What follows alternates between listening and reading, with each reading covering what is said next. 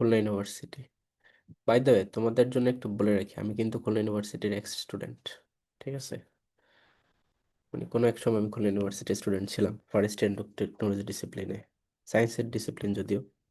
আর খুলনা ইউনিভার্সিটিতে তোমার করা হয়, প্রত্যেকটা ডিপার্টমেন্টকে ডিসিপ্লিন বলা হয়।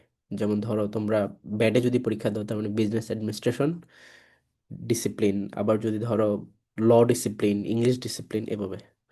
সো ইটস মানে ইন্টারেস্টিং, অন্য অন্য জায়গায় বলে ডিপার্টমেন্ট বা ফ্যাকাল্টি, আর খুলনাতে বলা হয় ডিসিপ্লিন, শুনতে সুন্দর লাগে।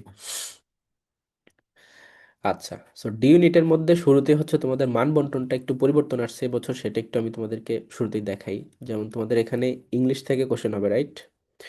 এবং ইংলিশ থেকে কোশ্চেনের মধ্যে যেটাকে আমরা বলবো যে ইংলিশ ল্যাঙ্গুয়েজ এবং গ্রামার, এইটা ইংলিশ লিখি তাহলে সংক্ষেপে বুঝতে পারবা, ইএনজি। এখান থেকে কোশ্চেন আসতেছে তোমাদের কত মার্কস?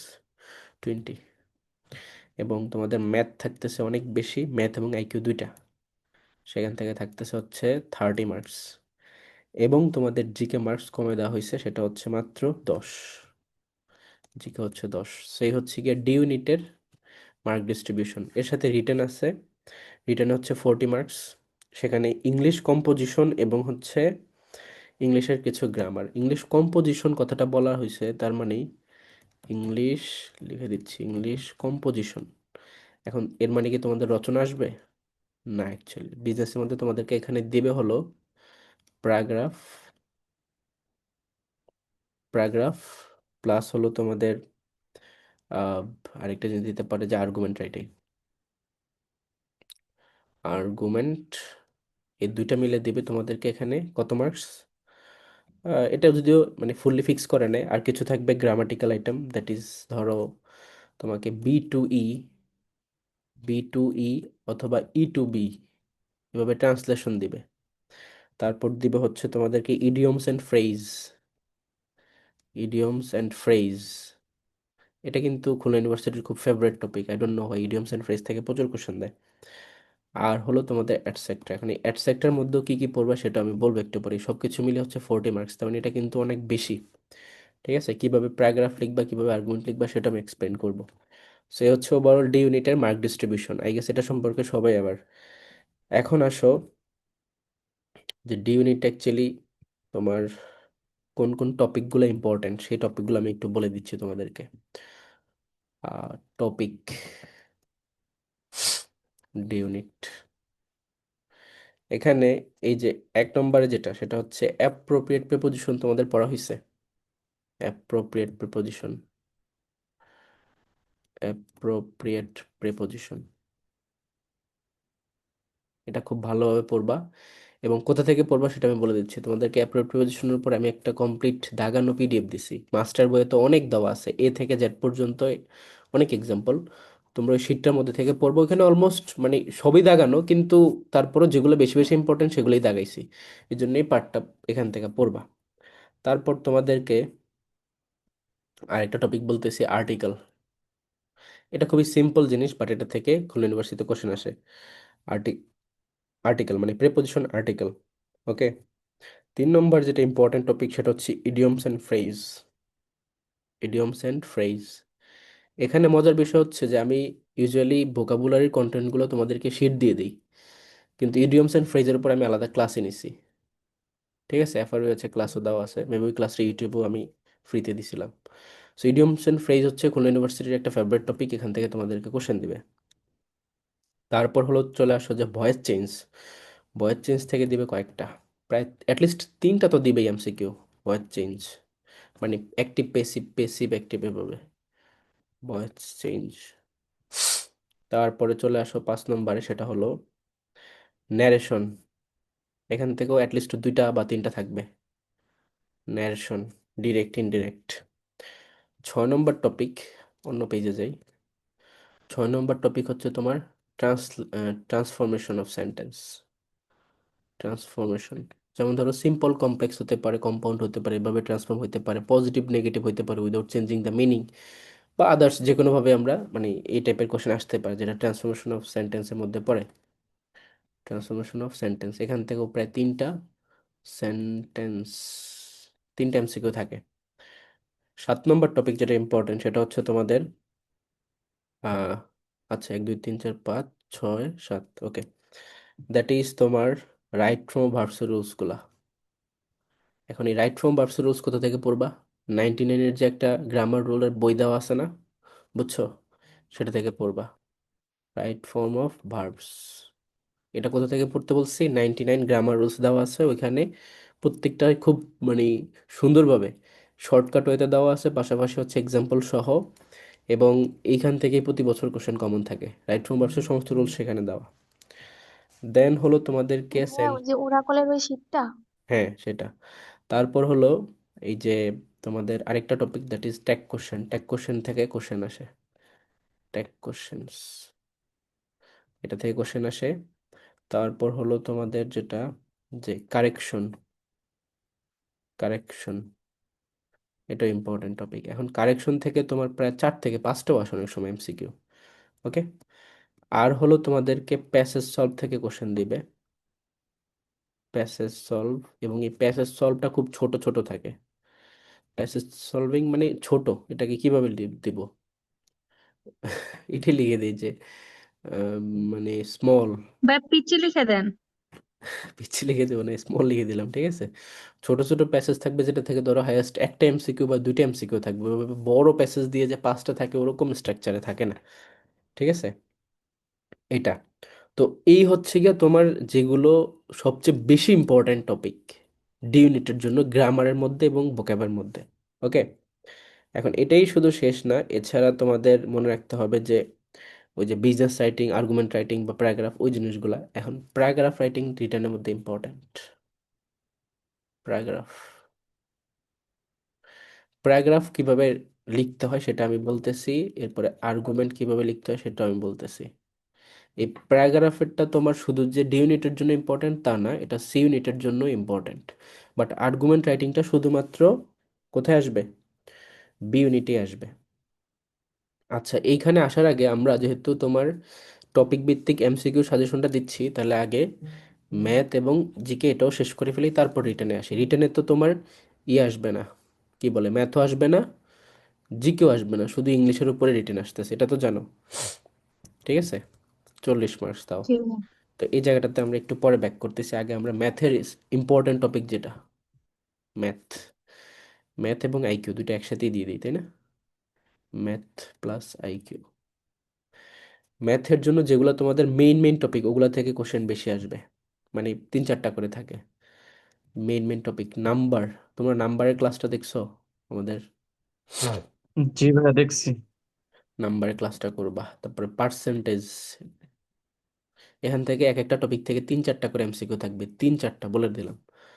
পার্সেন্টেজ, তারপর হলো তোমাদের ratio and proportion, ratio and proportion, proportion, proportion, আচ্ছা যাই হোক বুঝতে পারবা তোমরা, স্পেলিং নেগলিজিবল। অ্যাভারেজ, গড়ের ম্যাথগুলা থেকে কোশ্চেন আসবে, অ্যাভারেজ। তারপরে এইজ, বয়স সম্পর্কিত কোশ্চেন থাকবে, নাম্বার, পার্সেন্টেজ, রেশিও, অ্যাভারেজ। তারপর হলো এই যে তোমরা ইয়ে কি যেন বলে, টাইম এন্ড ওয়ার্কের ম্যাথ আসবে। টাইম এন্ড ওয়ার্ক তো বুঝছো, এটার জন্য সিম্পল রুলস, যে একবার উপরে গুণ নিচে বিয়োগ, একবার উপরে গুণ নিচে যোগ, ওই রুলসটা আর কি। টাইম এন্ড ওয়ার্ক একত্রে, একসাথে বা একাকি করলে কতদিন, ওই টাইপটা। টাইম এন্ড ওয়ার্ক, তারপর হচ্ছে time and distance, time and distance, এটা একটু মানে যে গড় গতিবেগ টতিবেগ, এটা ইম্পর্টেন্ট। তারপর আসো যে ইন্টারেস্ট, ইন্টারেস্টের মধ্যে অনেকগুলা রুলস আছে মোটামুটি। এটা থেকে ডিরেক্টলি কোশ্চেন আসে যে আই ইজ ইকুয়াল টু মানে P R N divided by 100, ওই রুলসটা দিয়ে করা যায়। আর হলো যে অনেক সময় তোমার যদি একটু ট্রিকি আসে, তখন ওই যে তোমার যেটা করে যে সুদ আসলের রুলসটার মধ্যে ফেলে, তখন সেটাও করবা, যে A is equal to P into 1 plus r n, ঠিক আছে। দেন সেখান থেকে পি বের করে ফেলবা A divided by 1 plus r n সূত্র দিয়ে। আর যদি গুণ হয় বা তোমার বারবার যে কম্পাউন্ড ইন্টারেস্ট হয়, সেটা যদি হয় তখন আবার সি এর ফর্মুলা ইউজ করবা, ঠিক আছে। C is equal to P into 1 plus R to the power N, এভাবে আর কি। এনিওয়ে, সো এটা হচ্ছে ইন্টারেস্ট। তারপরে চলে আসো প্রফিট লস, এটা থেকে কোশ্চেন থাকবে। তাও প্রায় 3-4টা প্রফিট লস, এবং এই প্রফিট লসের মধ্যে ডিরেক্ট কোশ্চেনও থাকবে, আবার এই প্রফিট লসের সাথে রেশিও এবং পার্সেন্টেজকে ম্যাচ করে কোশ্চেন থাকবে। মানে ডিরেক্টলি থাকবে হচ্ছে দুইটা, ধরো আবার দুইটা দুইটা থাকতে পারে, যেটা পার্সেন্টেজ, রেশিও এবং প্রফিট লস মিক্স করে এরকম। দেন আসো তোমাদের বোট স্ট্রিম। বোট স্ট্রিম বুঝো? নৌকা এবং স্রোতের যে ম্যাথগুলা, ঠিক আছে, এগুলা করতে হবে। এখন এরপরে আছে তোমার ট্রেনের ম্যাথগুলা করতে হবে। ট্রেন, এ হচ্ছে গিয়ে মেইন টপিক। তারপরে তোমাদেরকে সেট ফাংশনের মধ্যে সেটের ম্যাথটা করতে হবে, ফাংশন অ্যাকচুয়ালি সেট। এবং সেটের মধ্যে হচ্ছে কি ডিরেক্ট সেট না, যেটা হচ্ছে সেটের মধ্যে যে একটা রুলস আছে না, A plus B minus A intersection B plus তোমার নান, এই রুলসটা দিয়ে, ঠিক আছে, এরকম। মানে বুঝতে পারছো তোমরা কোন রুলসের ম্যাথগুলা? মানে এখান থেকে ওই যে এতজন এত সাবজেক্টে পাস করছে, এতজন এই সাবজেক্টে ফেল করছে, উভয় সাবজেক্ট, এরকম ওইটা আর কি। সো সেটের মধ্যে ইনডিরেক্ট যে ইউজটা আছে সেটা তোমরা ওখান থেকে করতে হবে। এগুলো সবগুলোর উপর ক্লাস কন্টেন্ট দেওয়া আছে আমাদের ম্যাথের যে গ্রুপটা আছে সেখানে। আমি বলবো যে একটু পর কোনটা কোথায় পাবা। সো সেটের মধ্যে থেকে সেটা করবা। এছাড়া তোমাদেরকে মানে যেটা পসিবিলিটি আছে মানে দেওয়ার, এর আগে এই কোশ্চেনগুলো অবশ্য দিত না খুব একটা, বাট এই বছর করবা, সেটা হচ্ছে তোমরা এই যে তোমার সিরিজটা করবা, তারপরে হলো জিওমেট্রিটা করবা, ইম্পর্টেন্ট, জিওমেট্রিটা করবা, সিরিজ করবা, জিওমেট্রি করবা, আর হলো ইনডিসেস অ্যান্ড লগারিদম। ইনডিসেস অ্যান্ড লগারিদম, এগুলা থেকে কোশ্চেন এর আগে আসেনি খুব একটা, বাট এখন আসবে, কারণ এখন কিন্তু মার্ক বেড়ে গেছে ম্যাথের উপরে, তাই লগারিদম। এখন আমি তোমাদেরকে একটু এক্সপ্লেন করি, এই হচ্ছে ম্যাথের জন্য টপিকগুলো, এখন আমি একটু এক্সপ্লেন করি। নাম্বারের উপরে আমাদের ম্যাথের লেকচার 1-এ আমি খুব ডিটেলস ক্লাস নিয়েছি, নাম্বারের মধ্যে এর বাইরে থেকে কিছু আসবে না। ও, আর একটা কথা বলে রাখি, সেটা হচ্ছে এখানে কিন্তু ম্যাথ ইনডিরেক্ট আসে, ডিরেক্ট আসে না। ধরো তোমাকে এখানে বলবে না যে এত এত পার্সেন্ট কত, এত এত পার্সেন্ট কত, তোমাকে বলবে যে এক লোক এটা কিনতে গিয়ে এত পার্সেন্ট ডিসকাউন্ট পাইছে, তাহলে তার ওটার দাম কত ছিল। মানে এখানে ফেনোমেনা দিয়ে তোমাকে কোশ্চেন দিবে, কোনো একটা ঘটনা, প্রেক্ষাপট, ব্যাকগ্রাউন্ড দাঁড় করে তারপর কোশ্চেন দিবে। কথা বুঝতে পারছি? তার মানে এই জায়গাটা তোমাকে ওইভাবে মাথায় রাখতে হবে যে তুমি এই প্যাটার্নেই সলভ করবা, এই টেকনিকে সলভ করবা, কিন্তু কোশ্চেনগুলো রিয়েল লাইফ ফেনোমেনা থেকে আসবে, রিয়েল লাইফ তোমার হিসেব নিকেশ থেকে আসবে। সেম হচ্ছে তোমার প্রতিটা কন্টেন্টের জন্যই প্রযোজ্য। তুমি প্রিভিয়াস ইয়ারের কোশ্চেনগুলো যদি দেখো, খুবই সিম্পল সিম্পল কোশ্চেন, কিন্তু ওইটা আর কি ধরো মানে ডিরেক্ট কোশ্চেন না, হ্যাঁ, ইনডিরেক্টে আসে, বাট অপারেশন সেম। তো নাম্বারের ক্লাসটা দেখবা, যারা দেখছো তাদেরকে বলবো যে তোমরা তো বুঝতে পারছো এখানে সব কন্টেন্টই কমপ্লিট করা হয়েছে। এবং সেকেন্ড ক্লাসটাই হচ্ছে পার্সেন্টেজ আমাদের ম্যাথের উপরে, থার্ড ক্লাসটাই হচ্ছে তোমার রেশিও, তারপরে তোমার ফোর্থ ক্লাস সেটাই হচ্ছে আমাদের ইন্টারেস্টের উপরে, ফিফথ ক্লাস সেটাই হচ্ছে গিয়ে আমাদের প্রফিট লসের উপরে। আচ্ছা, তো এই হচ্ছে গিয়ে আমাদের মেইন যে এই যে 5টা টপিক। হ্যাঁ, এই যে এই অ্যাভারেজও তোমার কোনটার মধ্যে যেন আছে, I guess average maybe ratio বা পার্সেন্টেজ কোনোটার সাথে রিলেটেড, তাই না? কোনো একটার মধ্যে অ্যাভারেজ আমি করাইছি না? কোনটার মধ্যে করাইছি বলো তো? মেবি রেশিওরই শেষ দিকে গিয়ে তুমি, বা পার্সেন্টেজেরই শেষ দিকে গিয়ে দেখবে অ্যাভারেজের পার্টটাও করানো। অ্যাভারেজের মধ্যে বলি যে কোন পার্টটা বেশি ইম্পর্টেন্ট। নর্মালি অ্যাভারেজের সূত্র কি, উপরে সাম নিচে হচ্ছে কি সংখ্যা, বাট এখানে আসতে পারে তোমার ওই যে সমষ্টিটা দিয়ে, তোমাকে অ্যাভারেজও দেওয়া থাকবে, সংখ্যাও দেওয়া থাকবে, দুইটাকে মাল্টিপ্লাই করে সংখ্যা বের করবা, দেন তুমি মাইনাস দুইটাকে হিসেব নিকেশ করে এরকম করবা, ঠিক আছে? আর এই যে age, time and work, time and distance, তারপরে বোট স্ট্রিম, ট্রেনের ম্যাথ বা সেটের ম্যাথ, বা তোমার যদি বলি যে হ্যাঁ, এই যে এই কয়েকটা টপিক যেগুলো একটু আলাদা আলাদা টপিক বা মিশ্রণ, ঠিক আছে, মিক্সার, সেটাকে একটু অ্যাড করে দিচ্ছি, মিক্সার। হ্যাঁ, এই সব কিছুর জন্য তোমরা যে ক্লাসটা করবে সেটা হচ্ছে ম্যাথ অল ইন ওয়ান। আমাদের প্রথমেই যে 5টা ম্যাথের লেকচার 1 2 3 4 5, এরপরেই হচ্ছে অল ইন ওয়ানের ক্লাসটা দেওয়া কোথায়? ম্যাথ গ্লোরি ব্যাচে। ম্যাথ গ্লোরি ব্যাচে সবাই অ্যাড আসো না? বলো। জি ভাইয়া। ওইখান জি থেকে ভাই, অ্যাড আছি। ওইখান থেকে অল ইন ওয়ানের সবগুলা করবা, 175টা, তার মধ্যে তোমার এই সব টাইপের কোশ্চেন সলভ হয়ে যাবে, কোনো কিছু বাকি থাকবে না। ওকে, দেন এই যে সিরিজের আলাদা ক্লাস দেওয়া আছে, জিওমেট্রির উপর আলাদা ক্লাস দেওয়া আছে, ইনডিসেসের উপর আলাদা ক্লাস দেওয়া আছে, লগারিদমের উপর আলাদা ক্লাস দেওয়া আছে। ওই আরেকটু নিচে আসলে এই গ্রুপের মধ্যে পাবা। সো তোমাদের কাজ হচ্ছে এখন শেষ সময় এই প্রত্যেকটা কন্টেন্ট শেষ করে তুমি ম্যাথের মধ্যে, মানে ম্যাথে যদি তোমার 20টা কোশ্চেন থাকে, তুমি 18+ এমনিতে এখান থেকে হুবহু কারেক্ট করতে পারো, কারণ যে খুব কঠিন আসে তা না, কিন্তু প্র্যাকটিস করে যেতে হবে, আদারওয়াইজ তুমি পারবে না। ঠিক আছে? এখন ধরো আইকিউ থেকে তোমাদেরকে কোশ্চেন দিবে। সো যেটা হচ্ছে খুলনা ইউনিভার্সিটির বিশেষত্ব যে তারা আইকিউ থেকে কি কি কোশ্চেন দেয়। এর আগে তো কোশ্চেন কম ছিল আইকিউ থেকে, তাই না? এখন 30 মার্কস করে দিছে, সো এখন একটু বেশি দিবে। সো মেইন মেইন টপিক আইকিউর মধ্যে ছিল, যেমন তোমার রিলেশনশিপ টেস্ট আছে না একটা, রিলেশনশিপ টেস্ট, ওইটা থেকে খুলনা ইউনিভার্সিটিতে কোশ্চেন দিত। তারপর ডিরেকশন করাইছি তোমাদেরকে, মনে আছে? ডিরেকশন, ডিরেকশন থেকে কোশ্চেন দিত। এরপরে তোমার দিতে হচ্ছে ক্রিটিক্যাল রিজনিং, ক্রিটিক্যাল রিজনিং থেকে। ওকে।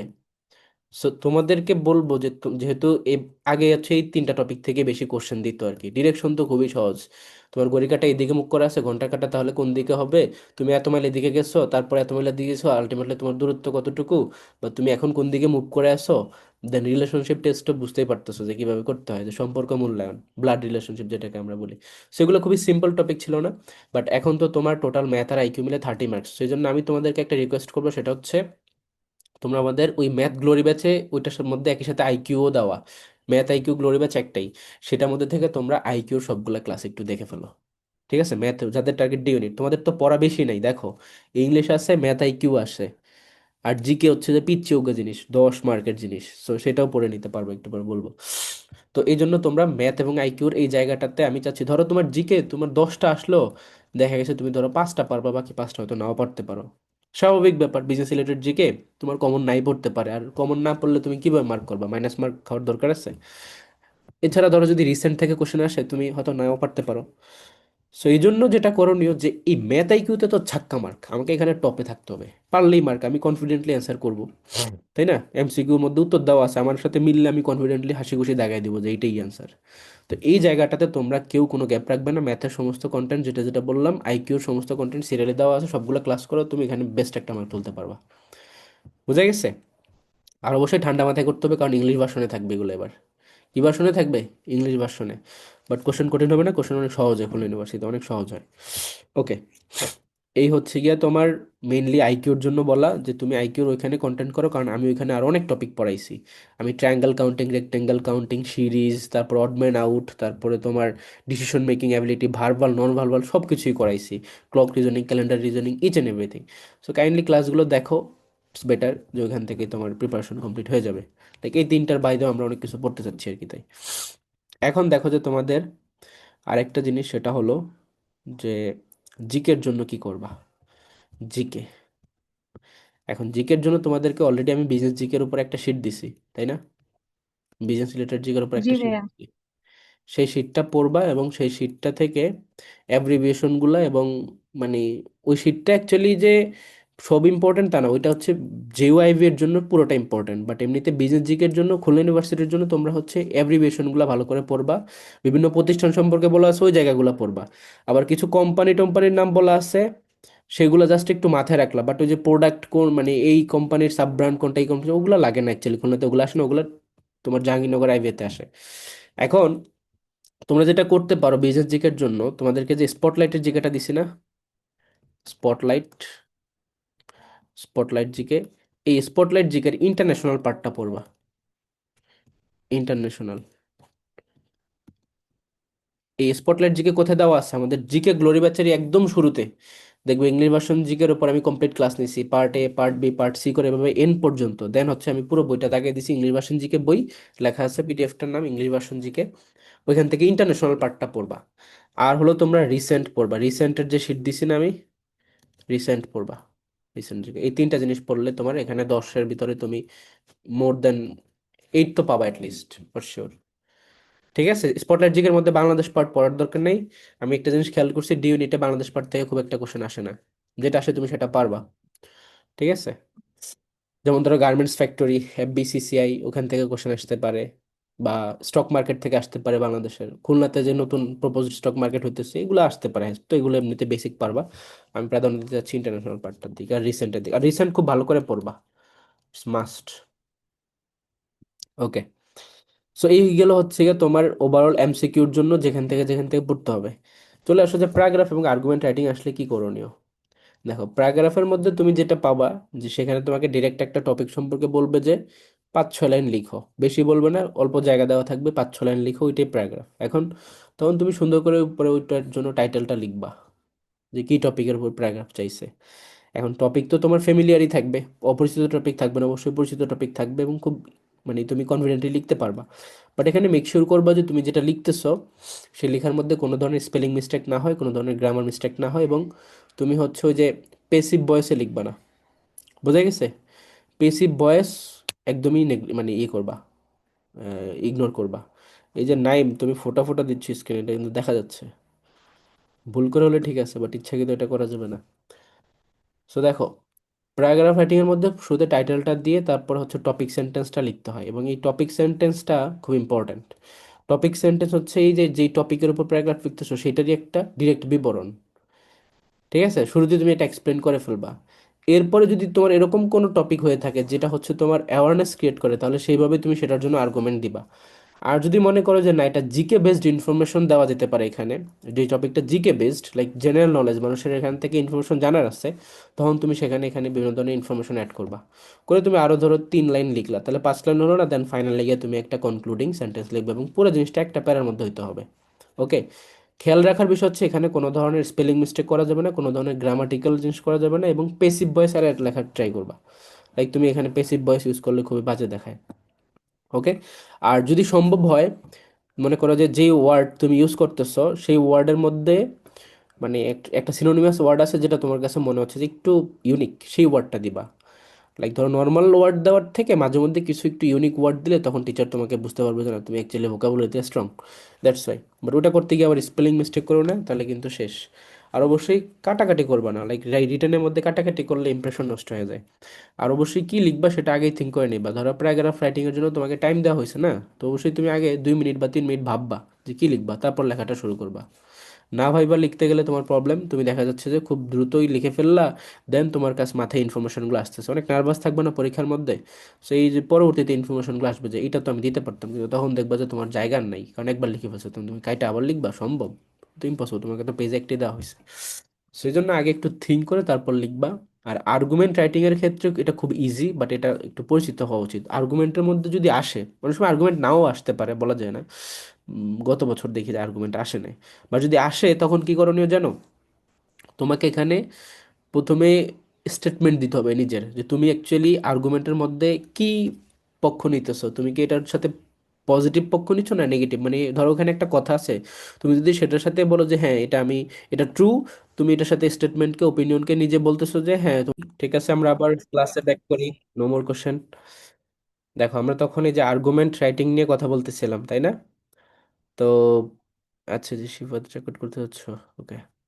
তো ধরো তখন আহ, এই যে আর্গুমেন্ট রাইটিং যদি আসে, তোমাকে অবশ্যই একটা পক্ষ নিতে হবে। ধরো আর্গুমেন্ট কি, যে তুমি হয় এটার পক্ষে আসো নাহলে বিপক্ষে আসো, তোমাকে একটা স্টেটমেন্ট বলে দিবে তারা, সেটার আমি মনে করি যে সেটার বিপক্ষে গেলে তুমি বেশি পয়েন্টে দাঁড় করাইতে পারবা। নর্মালি যে কোনো স্টেটমেন্ট থাকলে বিপক্ষে যাওয়া ভালো।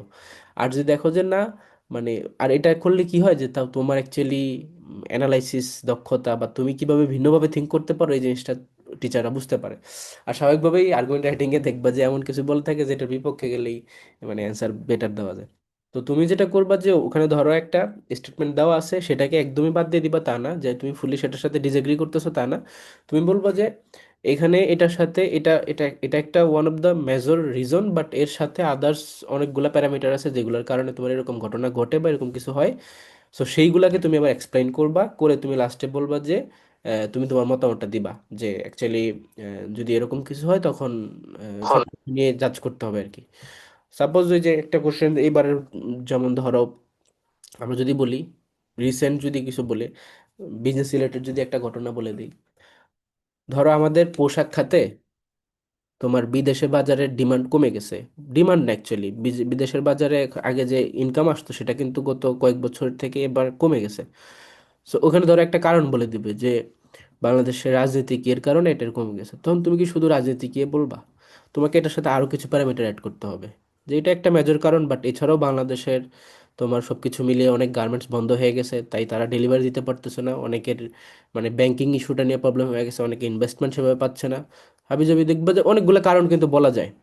তো তুমি যেটা করবা যে ওই আর্গুমেন্ট মানে কি, যে তুমি ওইটার সাথে একমত পোষণ করে তুমি তোমার নিজের জায়গা থেকে আবার এক্সট্রা কিছু ইনফরমেশন দিচ্ছ, তাতে করে বোঝা যাবে যে না তুমি ক্রিটিক্যালি থিঙ্ক করতে পারো, তোমার মধ্যে ইনফরমেশন আছে। তো এভাবে আর কি। বা আমি অনেক আগে একটা দেখছিলাম, সেখানে কোশ্চেন আসছিল যে মানে এত স্টুডেন্ট পাস করার পেছনে কারণ কি, রেজাল্ট এত ভালো হওয়ার পেছনে কারণ কি, তো সেখানে বলছিল টিচাররা খুব ইজিলি খাতা দেখছে এই জন্য। তো তুমি সেটার সাথে ডিসএগ্রি করবা, বলবা যে আমি, এটা একটা কারণ, বাট এর পাশাপাশি অনেক কারণ হচ্ছে যে তোমার স্টুডেন্টরা পড়াশোনা করছে, সিরিয়াসলি করছে করছে, বাট এবছর যদি আসে তাহলে এটা আসতে পারে যে ধরো এবছর রেজাল্ট খারাপ হওয়ার পেছনে কারণ কি। ঠিক আছে?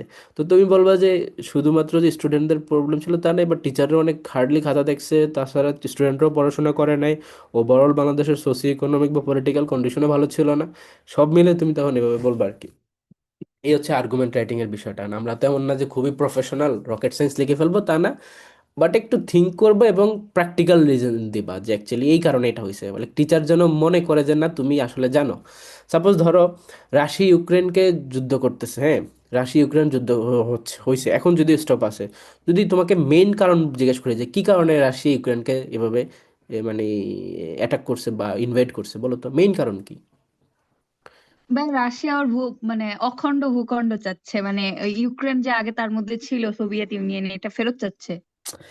এটা তো বললে তোমাকে মার্ক দিবে না টিচার, তোমাকে মেইন পিক পয়েন্টে ন্যাটোতে জয়েন করার কারণে। নেটোতে যোগ দেওয়ার ন্যাটোতে, জন্য নেটোতে ভাইয়া। জয়েন হ্যাঁ হ্যাঁ, করার কারণে। নেটোতে যোগদান করার কারণে থ্রেড ভাবছে, তোমার দেশের মাঝখানে পাশে একটা, তোমার বাসার পাশে একটা লোক আছে, হ্যাঁ, এখন তোমার আবার এক দূরের শত্রু আছে, এখন সেই শত্রু যদি আইসা এই বাসায় সম্পর্ক করে, তুমি যে বলবা যে না এরা খারাপ, করা যাবে না, বলবা কি না?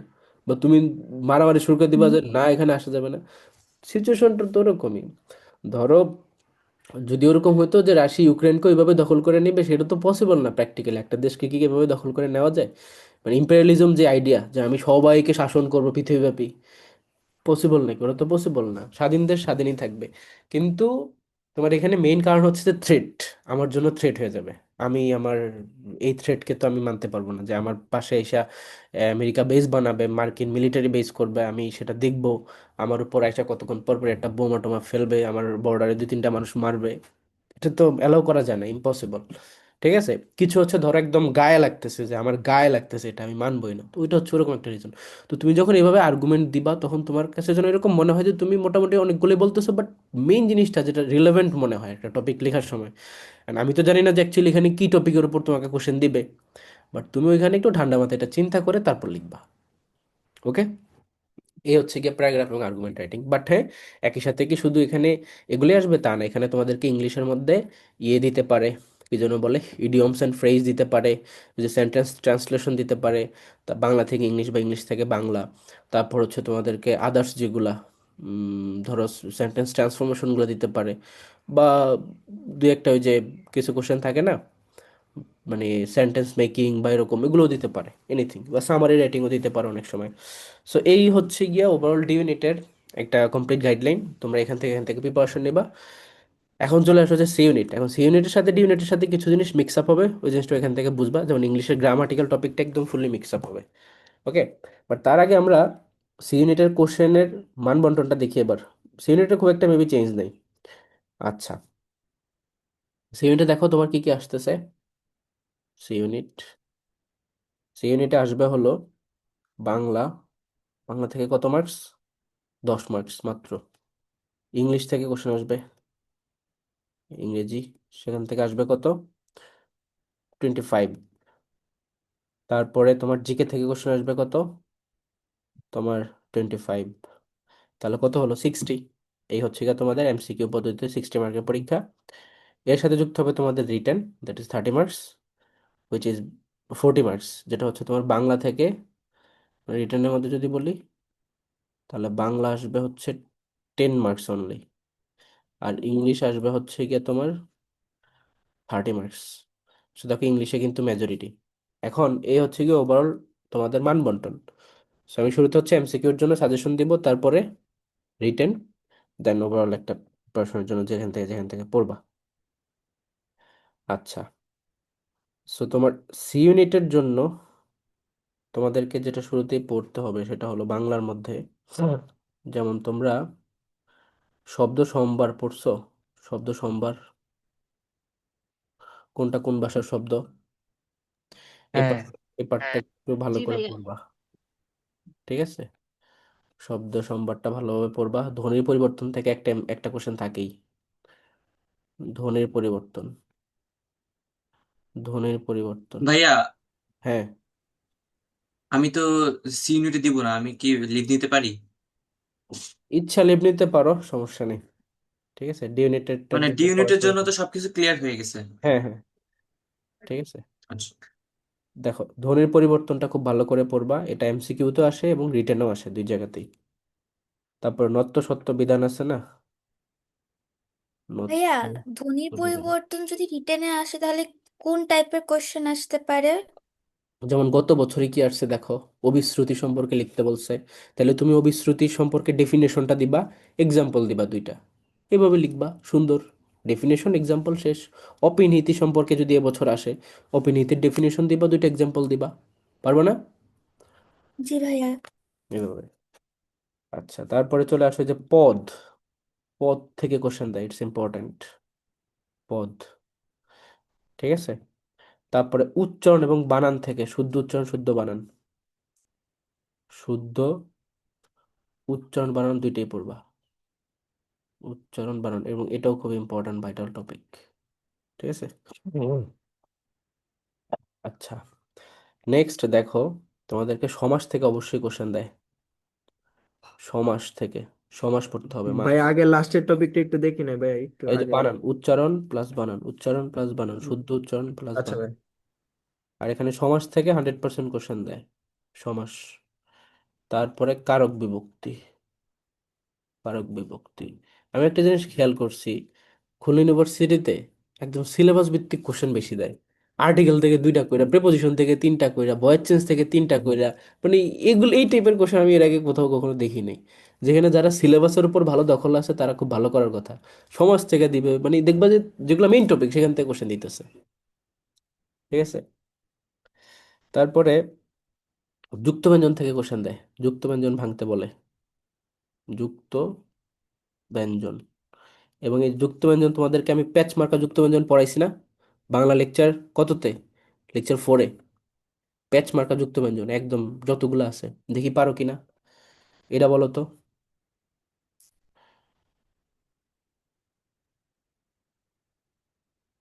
এটা ভাঙলে কি বাবা? মধ্যাহ্নস্বর মধ্যাহ্ন। এই তো মধ্যাহ্ন। গুড, তুমি তো সেরা, খুব তাড়াতাড়ি উত্তর দিয়ে দিছো। দেখি এটা বলো। সেটা হচ্ছে,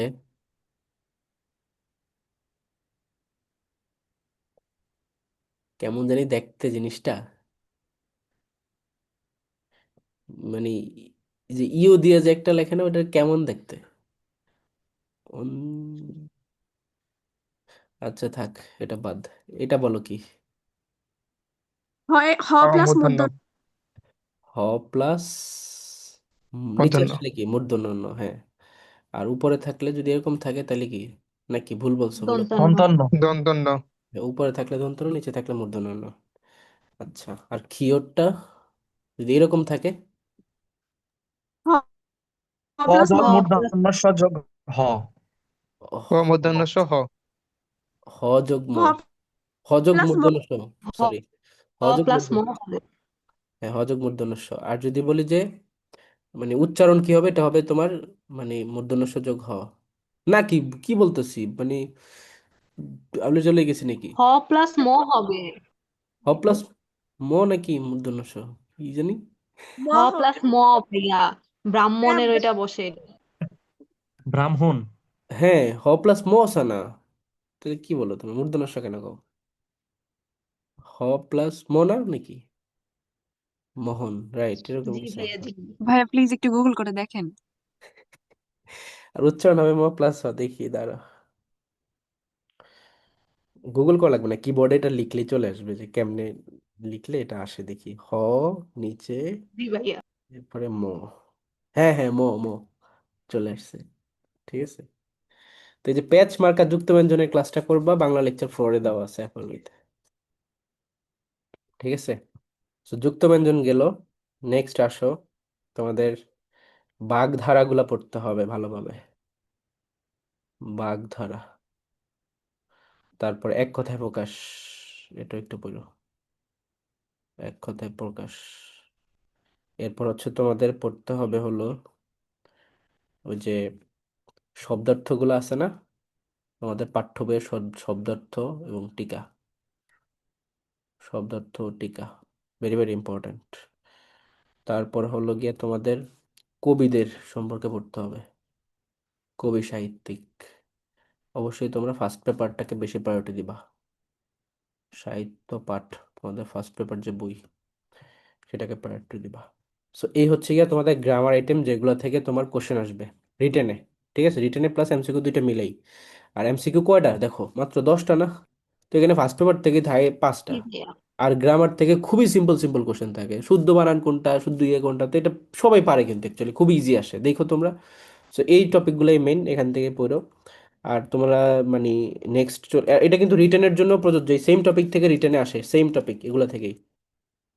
ওকে, এখন চলে আসো যে রিটেনের জন্য আরো দুটো স্পেসিফিক টপিকের কথা বলবো। একটা হচ্ছে তোমার সারমর্ম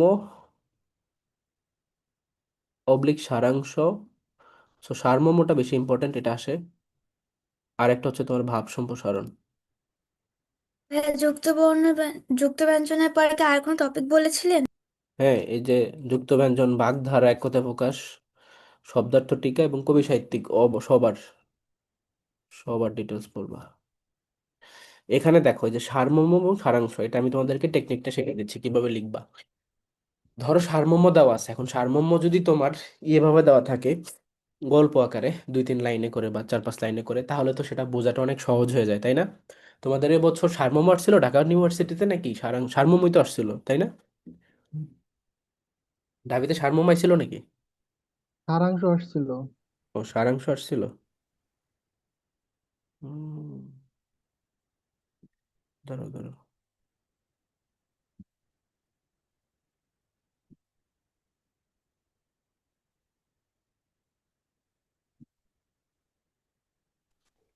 সারমর্ম আসছিল ভাইয়া, কি আসছিল?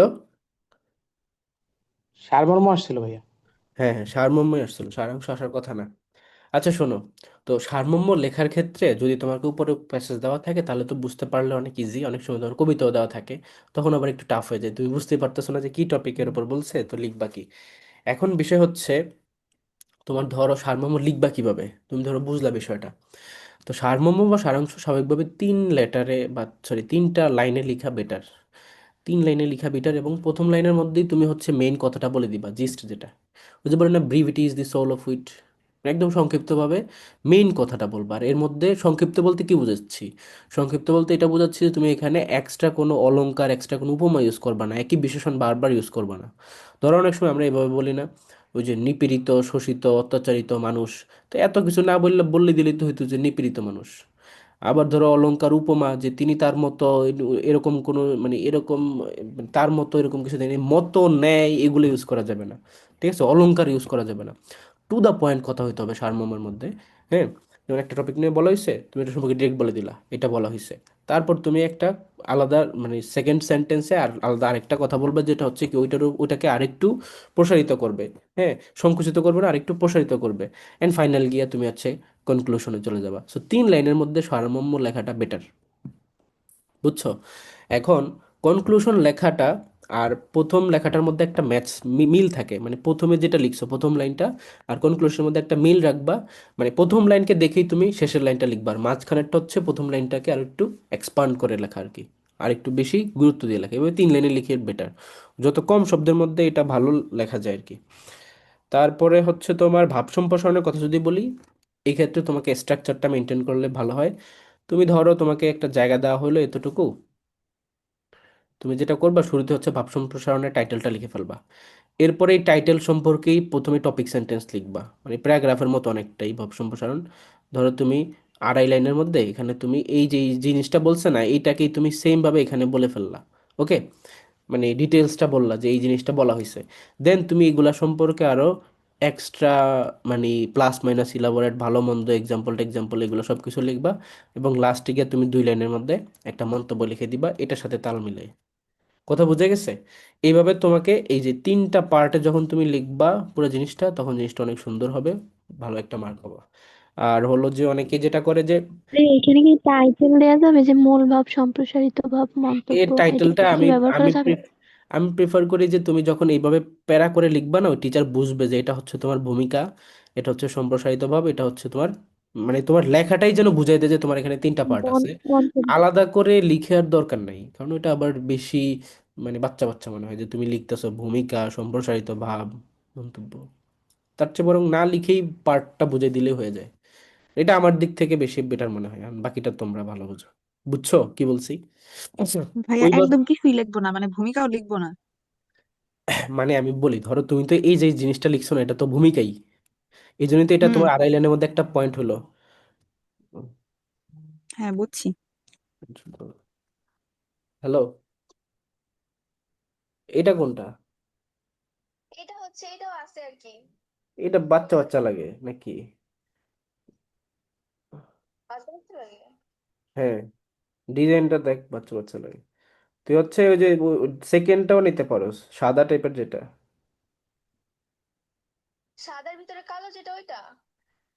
আরে না, ওই যে তুই যেটা হাতে ধইরা তুললি সেটা। আগেরটাই নে, ওইটাতে একটা ব্যাপার আছে, মোটামুটি ভালো আছে। ওকে, সরি। সো দেখো, এই যে ভাব সম্প্রসারণের মধ্যে তুমি ওইভাবে লিখলে তখন এমনিতেই টিচার বুঝবে যে এটা ভূমিকা, আবার এটা যে সম্প্রসারিত ভাবে, এটা যে মন্তব্য। এভাবে হেডিং দিয়ে লিখার দরকার নেই অ্যাকচুয়ালি, আমি মনে করি। বুঝছো? এটা বেটার।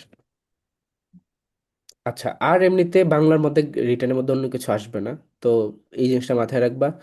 আর বলবা যে ভাই এখন আমরা কোনো টপিক পড়ে রাখতে পারি, অ্যাকচুয়ালি পড়ে লাভ নেই। তুমি যেটা করতে পারো যে তুমি দুইটা বা তিনটা করে সারমর্ম যে লেখা হয়েছে না, ওইরকম লেখা দেখতে পারো। বাট অবশ্যই তুমি এটা এই আশা করে যাবে না যে তোমার কমন আসবে, এটা আশা করাটাই ভুল। বাট ওইভাবে লেখা হয়েছে, এটা দেখলে তোমার একটু মাথায় আইডিয়া পাবা যে অ্যাকচুয়ালি কীভাবে লিখতে হয়। তোমাকে তো আমি নিয়ম বললাম, কিন্তু প্র্যাকটিক্যালি লেখাটা পড়লে তোমার জন্য ভালো হবে। তুমি যেটা করতে পারো, গুগলেও সার্চ করলে সারাংশ সারমর্ম পেয়ে যাবা, বইতেও দেওয়া আছে, ভাব সম্প্রসারণ দেওয়া আছে, বিভিন্ন জিনিস একটু দেখলা, দুইটা দুইটা দুইটা করে, দুইটা সারমর্ম, দুইটা ভাব সম্প্রসারণ একটু দেখবা কাইন্ডলি। ঠিক আছে, এখন চলে আসো নেক্সট পার্ট, দ্যাট ইজ তোমার ইংলিশ। ইংলিশের মধ্যে আসো, ইংলিশের মধ্যে তোমাদেরকে যেটা প্রথমেই পড়তে হবে সেটা হচ্ছে তোমার গ্রামার, গ্রামার আইটেম, গ্রামার আইটেমগুলা। সাপোজ ধরো এখানে তোমাদেরকে ট্যাগ কোশ্চেন পড়া লাগবে, ট্যাগ কোশ্চেন। তারপর পড়তে হবে যেমন ধরো ভয়েস চেঞ্জ, তারপর তোমাদেরকে পড়তে হবে ন্যারেশন, এগুলো থেকে কিন্তু রিটেনে আসে, ন্যারেশন। তারপর হলো তোমাদের সেন্টেন্স ট্রান্সফরমেশন, সেন্টেন্স ট্রান্সফরমেশন, এই পার্টটা ইম্পর্টেন্ট। দেন আসো এই যে ট্রান্সলেশন, ট্রান্সলেশন আসে এখানে, ট্রান্সলেশন, অনুবাদ। আচ্ছা, সিনোনিম অ্যান্টোনিম, সিনোনিম এবং অ্যান্টোনিম গুলা পড়বা খুব ভালোভাবে। তারপরে অনেক সময় সেন্টেন্স রাইটিং আসে, সেন্টেন্স রাইটিং।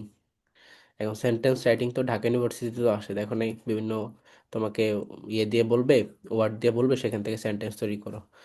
দেন হচ্ছে অনেক সময় তোমাদেরকে যেটা করে যে সেন্টেন্স রাইটিং না দিয়ে যেটা করে যে তোমাদেরকে বিভিন্ন লিটারেরি ডিভাইস দিয়ে দেয়, মানে ফিগার অফ স্পিচ দিয়ে দেয়, ফিগার অফ স্পিচ সম্পর্কে লিখতে বলে। তো যদি তোমাদেরকে বলা হয় যে তুমি সিমিলি সম্পর্কে লিখো, পারবা না, সিমিলি মানেটা কি, ডেফিনিশনটা কি, সিমিলির এক্সাম্পল কি। যদি তোমাকে অক্সিমোরন বলা হয়, যদি তোমাকে মেটাফোর লিখতে বলা হয়, পার্সোনিফিকেশন লিখতে বলা হয়, বা তোমাকে যদি অন্য কোনো একটা, এই যে ফিগার ফিস যেগুলো আমি তোমাদেরকে একদম ইংলিশের লিটারেচার ফার্স্ট ক্লাসে পড়াইছি, যে ইংলিশ লেকচার ওয়ানে, সেভাবে যদি ডেফিনেশনটা বুঝাই দিবা যে এইটা হলে সেটা এরকম অক্সিমোরন বা পার্সোনিফিকেশন বা এরকম, আরেকটা এক্সাম্পল, পারবে না? বলো। ভাইয়া ডেফিনেশন এক্সাক্ট মুখস্থ করা লাগবে ভাইয়া। কি আল্লাহ, ডেফিনেশন তো বুঝাই দিন। মুখস্থ করতে হবে না তো, তুমি তো মনে রাখছো। যেমন ধরো সিমিলি মানে কি, হ্যাঁ, যেখানে তোমার, এমনি কোশ্চেন দেখলে বুঝবো যে এটা। হ্যাঁ হ্যাঁ, যে তুমি সিমিলি যখন হচ্ছে তুমি দুইটা জিনিসের মধ্যে কম্পারিজন করো, কি বিভিন্ন ওয়ার্ড ইউজ করে, মেটাফরে বিভিন্ন ওয়ার্ড ইউজ করো না, ওয়ার্ডগুলা কি কি, like, as, like, similar to, মানে সাচ এজ, এরকম, সেম এজ, এরকম। আবার ধরো যদি বলি অক্সিমরন, সেখানে কি একটা একটার বিপরীত হয় না, এই জন্য ওই যে রেগুলারলি ইরেগুলার, কন্ট্রাডিক্টরি, বিপরীত। যদি আইরনি আসে তাহলে কিভাবে, এরকম। বা যদি বলা হয় যে হাইপারবোল কিভাবে অতিরঞ্জিত করা, বেশি জোর দেওয়া, এরকম কিছু তখন তুমি বলবা, বা এরকম টাইপেরই। তো ফিগার অফ স্পিচ থেকে অনেক সময় তোমাদেরকে কোশ্চেন দেয়, আমি দেখছি গত বছরও দিছিল, এবারও দেওয়ার সম্ভাবনা আছে। বা শর্ট স্টোরির যে এলিমেন্টগুলো, প্রোটাগনিস্ট সম্পর্কে লিখো, ক্যারেক্টার মানে কি সেটা লিখো। বা যদি বলা যে সেটিং, সেটিং মানে কি বলতো, যে লোকেশন বা যে টাইমে একটা শর্ট স্টোরি লেখা হয় বা এরকম হয় সেগুলা। এই জিনিসটা তোমরা পাবা হচ্ছে আমাদের ইংলিশ লেকচার ওয়ানে, ওইখান থেকে পড়বা, must, very very important. So আরেকটা হচ্ছে তোমার, যেটা বললাম যে শর্ট স্টোরি এলিমেন্ট, সেগুলো আছে, শর্ট স্টোরি এলিমেন্টগুলা ওই একই লেকচারে আছে, ইংলিশ লেকচার ওয়ানে। তারপরে কোটেশন, কোটেশন এবং রাইটার।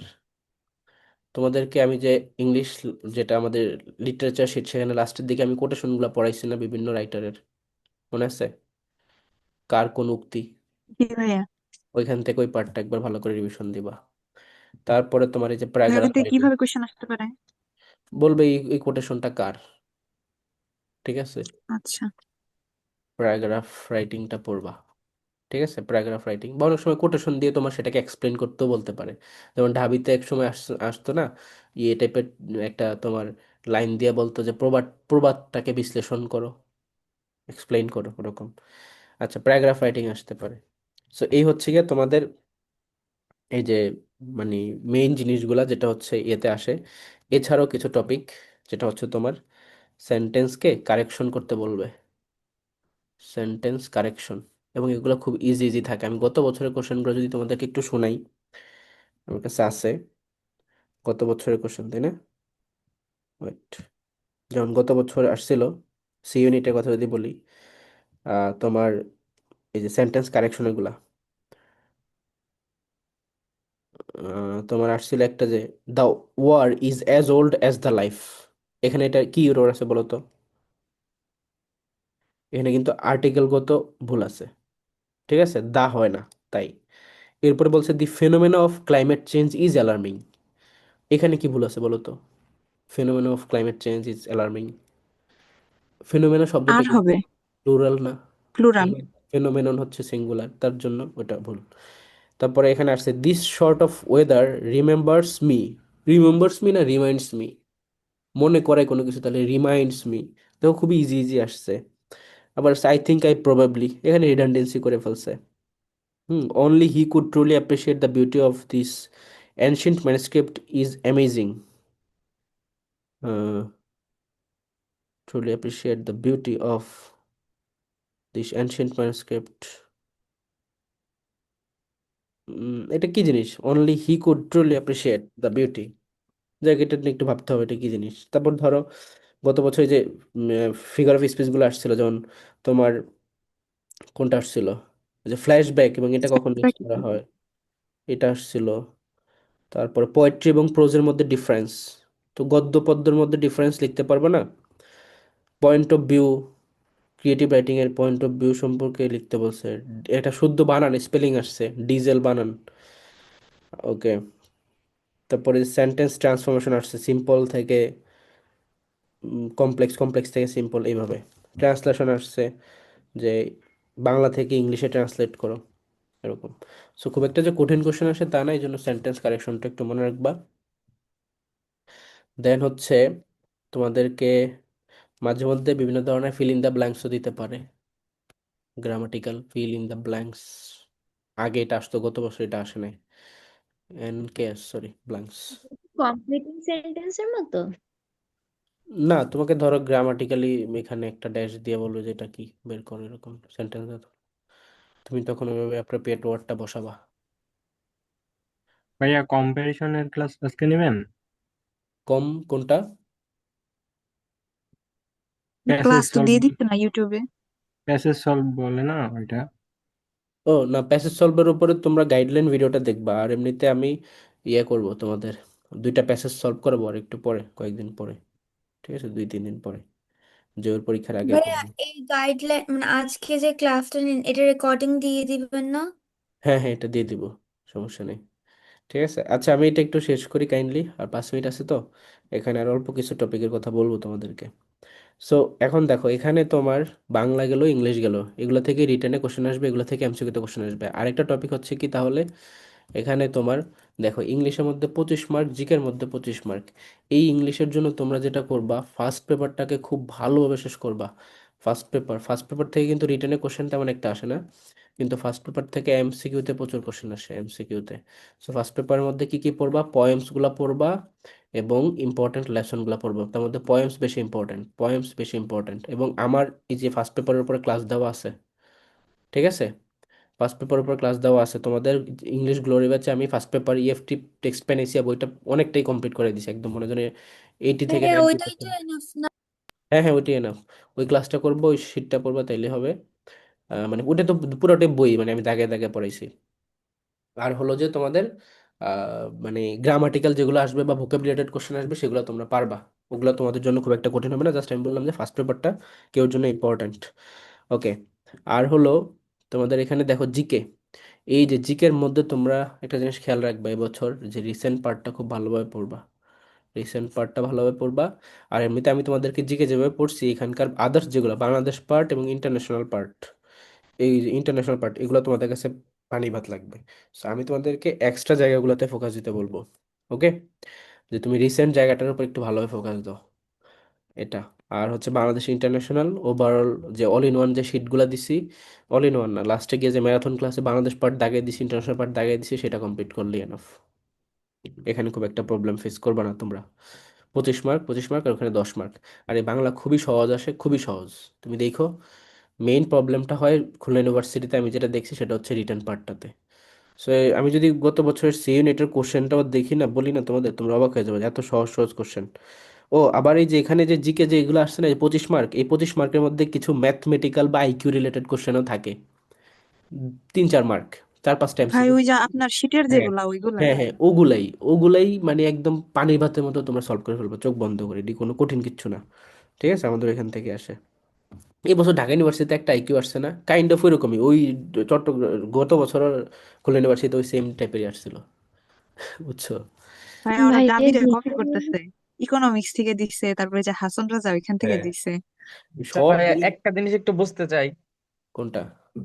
সেটা হচ্ছে যে খুলনা হচ্ছে মানে এত স্ট্যান্ডার্ড প্রশ্ন করা ধরলো কেমনে? মানে ওরা না হচ্ছে না, গুচ্ছ থেকে বেরিয়ে এসে এত আইকিউ ম্যাথ এগুলা, কি ওদের বলে, কারণ কি? ওদের কি মানে ভালো কি পড়াশোনা বলে, করাচ্ছে নাকি?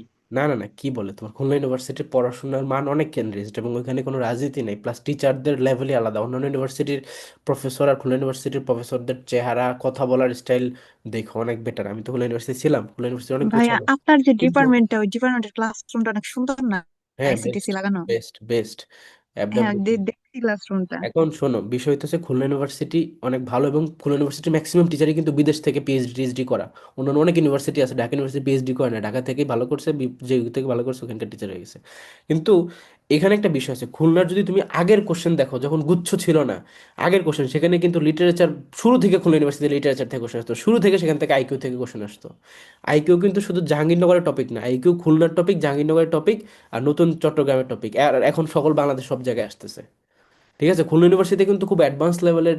তুমি মানে এই যে হ্যান্ডবুক অন ইংলিশ লিটারেচার বইটা যদি সলভ করছো, লিটারেচারে দেখবো অনেক খুলনা ইউনিভার্সিটি অনেক ডিপ ডিপ লেভেলের লিটারেচার কোশ্চেন এসে গেছে আগে, প্রিভিয়াস ইয়ার কোশ্চেন, সেই 1900 সালের, 1990 95 সালের কোশ্চেন আছে। তো এটা নতুন কিছু না। তো আমি তোমাদেরকে একটু মানে হিন্টস দিলাম যে এখান থেকে কোশ্চেন আসে, এবং ওই যে মানে জিকের মধ্যে সাম্প্রতিক জিকে খুব খুব সহজ ভাইয়া তুমি। জি, ভাইয়া জিকে ম্যারাথনের পর যে পিডিএফ দেওয়া ওইটা বললেই হবে, মানে আমি নতুন এই হ্যাঁ কারণে হ্যাঁ জিজ্ঞেস হ্যাঁ করছি, রাগ করেন না। হ্যাঁ হ্যাঁ, সমস্যা নেই, ওগুলোই পড়বা। ঠিক আছে, জিকে নিয়ে তোমাদেরকে বলবো, তোমাদেরকে একটু বলে দিই, জিকের জন্য তোমরা সাবজেক্টিভ জিকের ক্লাসগুলো করো, তাতে করে জাহাঙ্গীরনগরও কভার হয়ে যাবে। এবং হচ্ছে তোমরা বাংলাদেশ পার্ট, ইন্টারন্যাশনাল পার্টের এবং রিসেন্ট পার্টের যে ম্যারাথন ক্লাস, এটা শেষ করে ফেলো। এই দুইটা জিনিস যারা ভালো করে শেষ করবে, তাদের জিকেতে আটকানোর কোনো জায়গাই নেই।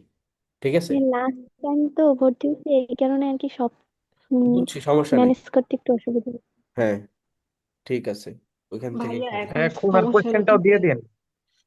আচ্ছা, আমি ভাইয়া জাহাঙ্গীরনগরের পরীক্ষা আর খুলনার পরীক্ষা তো প্রায় সেম সেম তারিখে, মানে কাছাকাছি তারিখে। এখন কিভাবে কোনটা রিভিশন দিব মানে ই পাইতেছি না। এখন এই যে টপিকগুলো, এগুলো সবই জাহাঙ্গীরনগরে আসে, এখানে অনেক টপিক কম, জাহাঙ্গীরনগরে বেশি। তুমি এইভাবে ওই অ্যাপ্রোচে আগাও, সাবজেক্ট ওয়াইজ। একবার একটা গ্লোরির মধ্যে ঢুকো, সব কন্টেন্ট একবারে শেষ করে ফেলো, ম্যাথ একবারে শেষ করে ফেলো, ইংলিশ একবারে শেষ করে ফেলো, এইভাবে শেষ করো। বুঝে গেছে? জি ভাইয়া এইভাবেই করতেছি। ভাইয়া অ্যানালজি শিটটা কোথায়, মানে কোন ইংলিশ গ্রুপে? ইংলিশ ইংলিশ গ্লোরি ব্যাচ গ্রুপে ভোকাবুলারি সবগুলো একসাথে সিরিয়ালি দেওয়া আছে, ইংলিশ গ্লোরি ব্যাচ গ্রুপে। ইংলিশের জন্য আলাদা গ্লোরি ব্যাচ করে দিছি না, এফআরবি ব্যাচ গ্রুপে ভাইয়া সেটার তুমি লিঙ্ক দেওয়া আছে। মডেল এফআরবি হ্যাঁ ব্যাচের ইংলিশের জন্য মেইন আলাদা। গ্রুপে লাস্টের দিকে সবগুলোর জন্য আলাদা গ্রুপগুলোর লিঙ্কগুলো দেওয়া আছে, তিনটা তিনটা লিঙ্ক। ইংলিশ, জিকে, ম্যাথের জন্য আলাদা তিনটা গ্রুপের লিঙ্ক দেওয়া আছে।